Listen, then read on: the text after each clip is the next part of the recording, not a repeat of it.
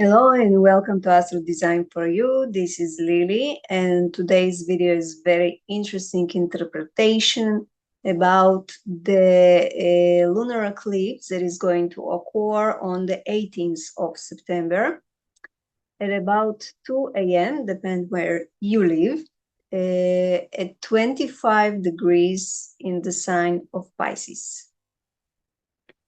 Lunar eclipse brings with it illuminations and comments to the inner world of our emotions and subconscious. On one hand, it is a full moon, which presents the monthly peak of the lunar cycle and therefore brings with it the ability to show us something from the area where it shines in our birth chart. But on the other hand, it is not just a full moon, but it's eclipsed by the sun.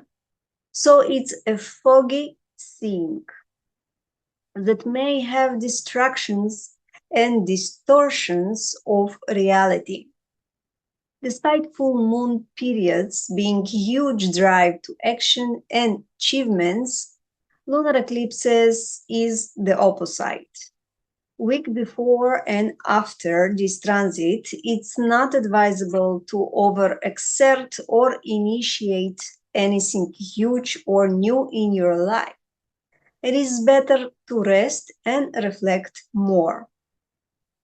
Even when relaxed, studying, and overall not too active, life still happens to us and inside of us. Nothing is being overlooked. This can be a time when our focus will be a little bit blurred. So if you want something to come true or materialize during this period, it is better to focus on something you had an inner and heartfelt intention towards long before this lunar eclipse. But do you have the necessary tools to realize the goals that you had in your mind? Are you sure this is what you really want? I want to emphasize that the transit effect will vary greatly according to your basic programming, meaning your birth details. And therefore, if you want to know its effect in your life, you can contact me for consultation. First, I want to elaborate on the most important astrological aspects in this transit event. Sun is going to create great trine with Uranus and Pluto in the Earth signs. This is very stabilizing effect, but Earth wants grounding and reassurance. It won't jump to anything blindly. It demands practicality and stability. It's a good time to learn or teach something innovative that can help others to change their lives for the better in a practical way. Although this aspect doesn't want to move nor change, it can create stagnation. But if you do change in a careful and meticulous way, you will achieve good results. Sun also forms illusionary and even delusional aspect opposing Neptune. This aspect can jeopardize caution and practicality, especially if the eclipse will drive you to achieve other people's goals or something that you are not aligned to from birth. This emphasizes the need to take careful and prepared steps for the future that are based in our past. Moon and Sun are the main players in this transit, and they both form challenging aspect with Jupiter.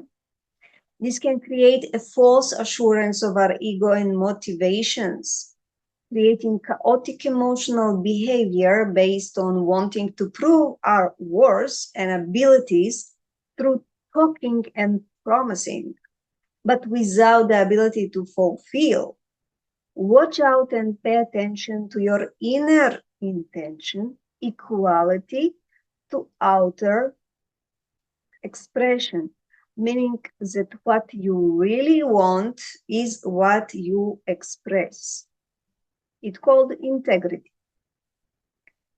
Many people lack integrity, and especially in this period, would like to prove others or prove themselves through empty talking and without great or beneficial and true judgment and morals. It will be a shame that others will curse you or give their negative energy attention towards you because you are being dishonest, or you will be the subject of that from the other side. The shame here will be direct negative emotional pain and karma punishment in the future. This aspect is also creating exaggeration of self-worth and in our emotional reaction, like making an elephant instead or from a fly. The positive areas of this transit are, first of all, moon. Moon is our subconscious, emotions, inner drive, etc. It receives positive aspects from Pluto and Uranus, which will heighten our intuition and abilities through the mind to change emotional reactions for better inner support. Moon is the womb, and this represents not only support but life's protection. So through this aspect, you can change your life through meditation, especially Kriya Yoga and the like. Also, Moon conjunct Neptune. This is very sensitive, impressionate, easy influenced and mystical combination, and will act beneficially, or the other side of this coin, only according to your own map.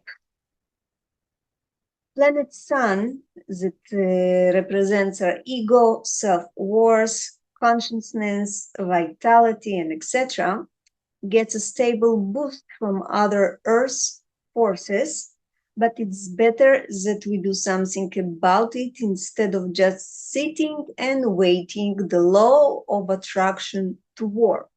It won't. If you have a goal that aligns to your heart, set intentions and plan for action. Uranus, the planet of chaos, creativity, and rebellion, is giving its balanced individual empowerment to change creativity and innovatively our future for the better. This may reduce riots and chill the battling human spirit. Pluto, the planet of power, karma, and transformation, is also gives its blessings towards the collective rearrangement of the geopolitical forces for the benefit of humanity, to help transform our life in a practical and organized way. Pay attention that Pluto is going back to retrograde back to the sign of Capricorn and the sign of politics, and this will be the last time that it will do it in our lifetime.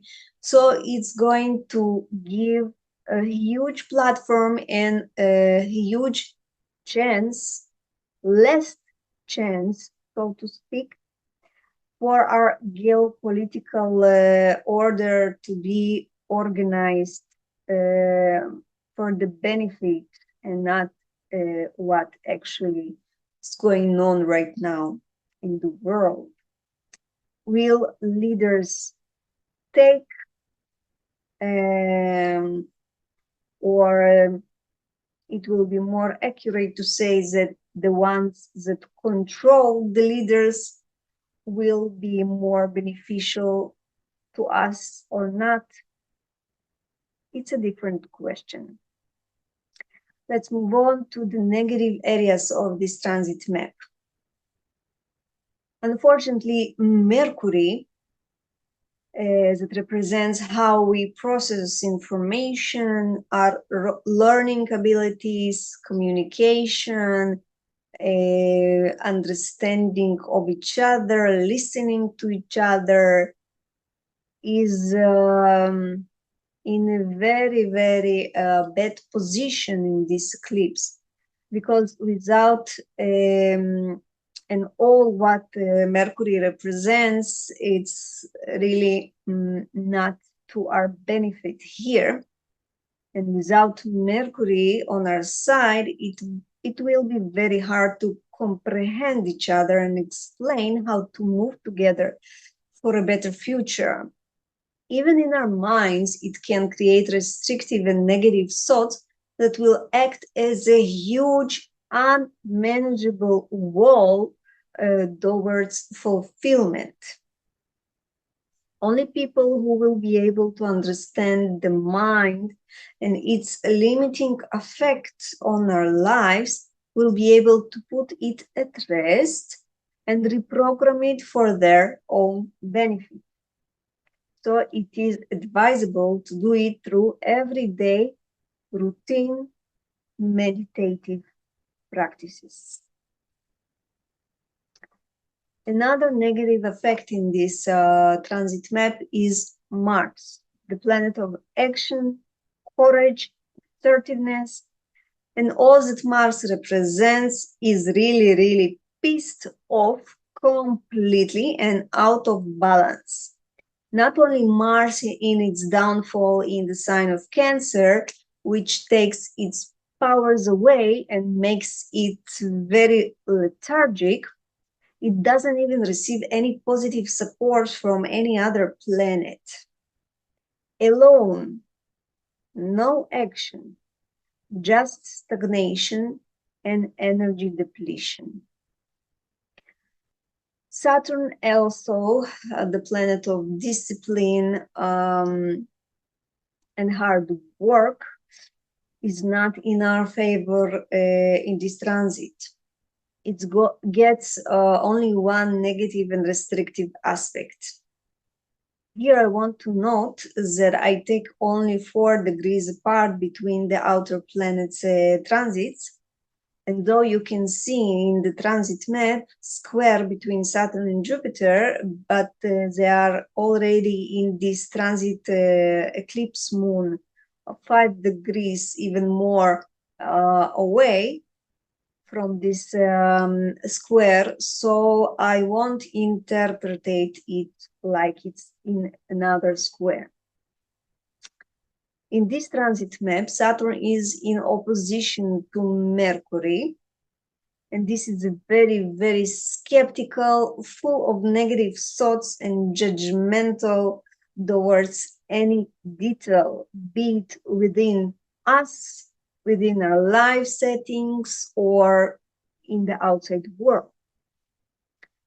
It can cause a lot of restrictive communication that is based on false ideology, beliefs, and parental judgmental communication from where we were a child.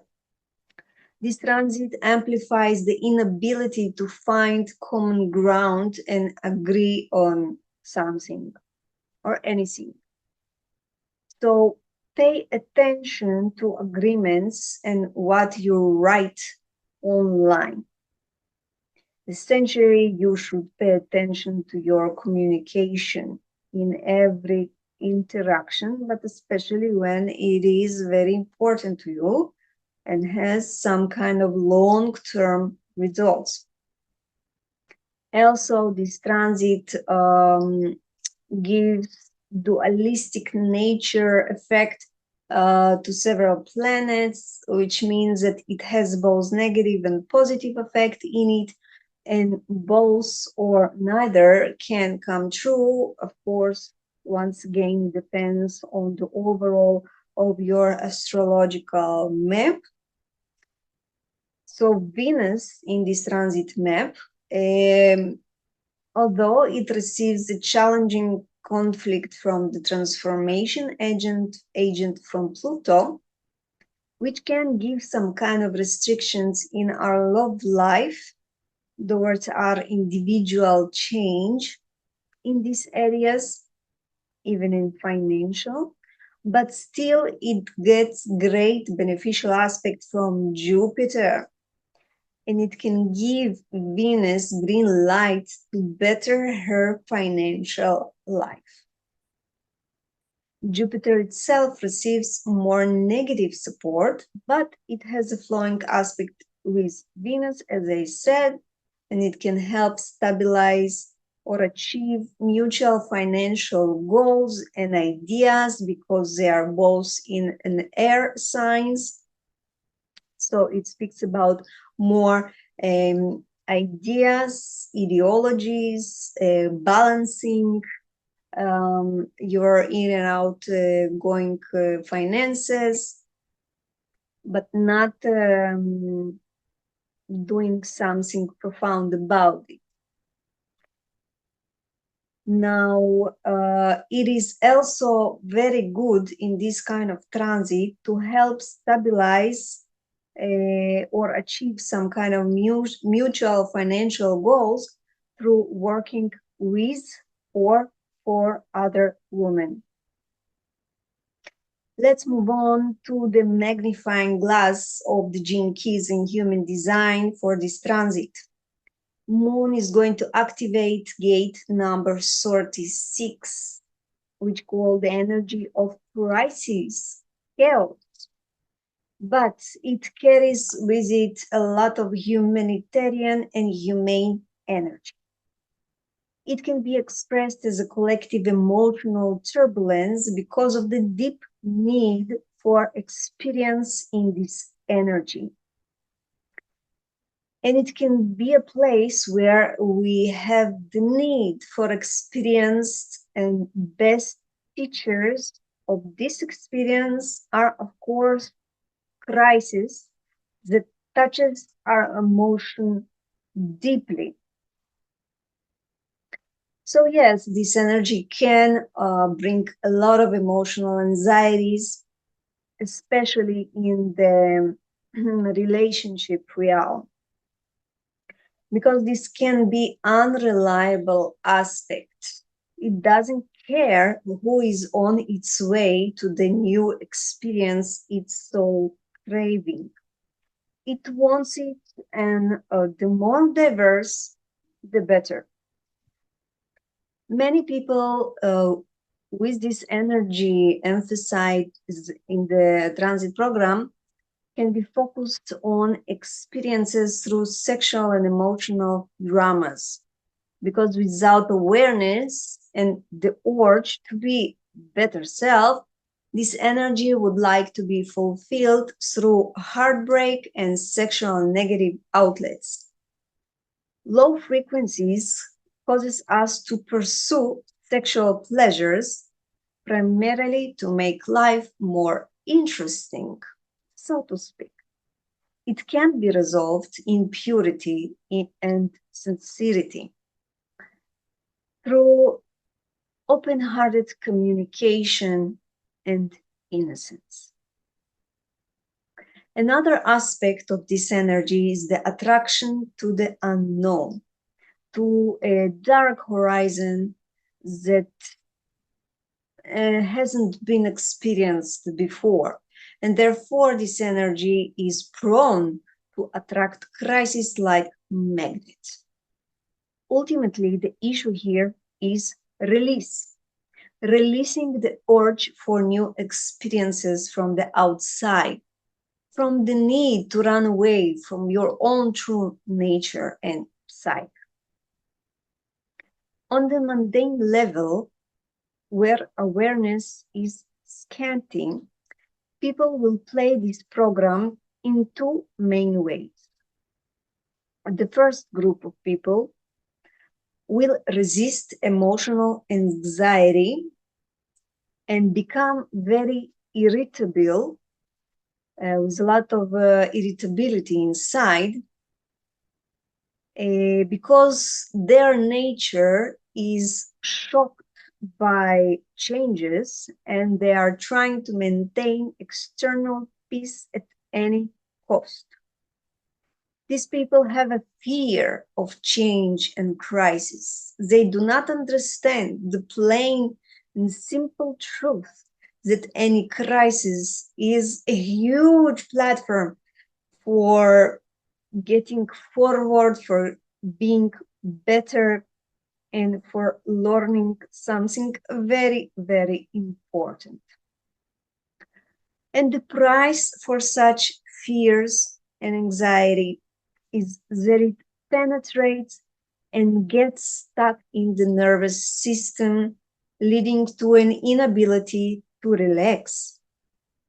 These people emit waves of nervousness around themselves and tend to suppress their sexuality or any kind of diverse experience because of the fear of change that are rooted in them.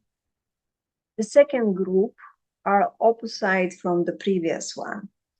These people are thrown into every emotional whim that is within them.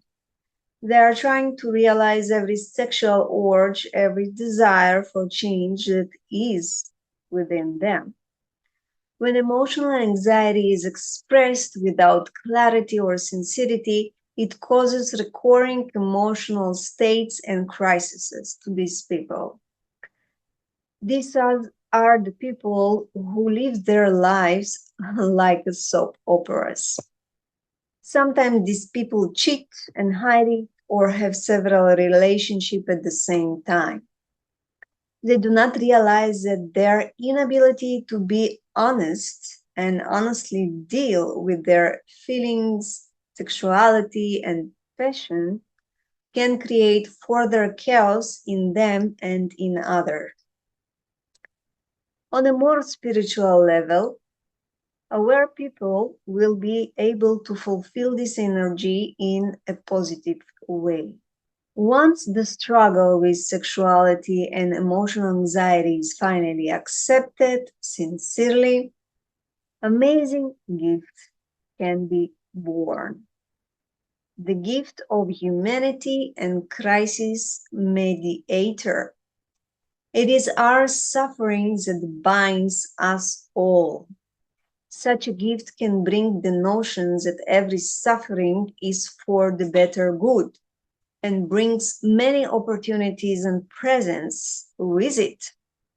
It's a true and deep understanding of emotions and thus being responsible and honest about them can be a main thing.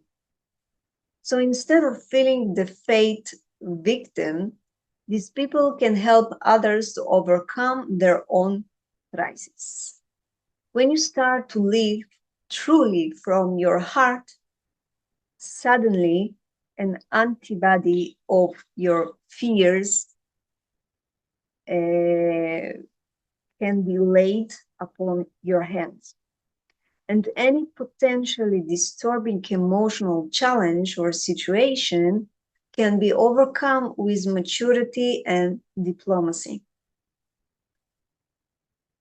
So if you stop being a slave to your emotions, you're able to see their beauty and become emotionally flexible in any kind of situation. So in what group are you in right now? Do you want to be in the third group? I hope this interpretation will bring you awareness and assist you in overcoming hardships and give you inspiration to be a better for yourself. Take care.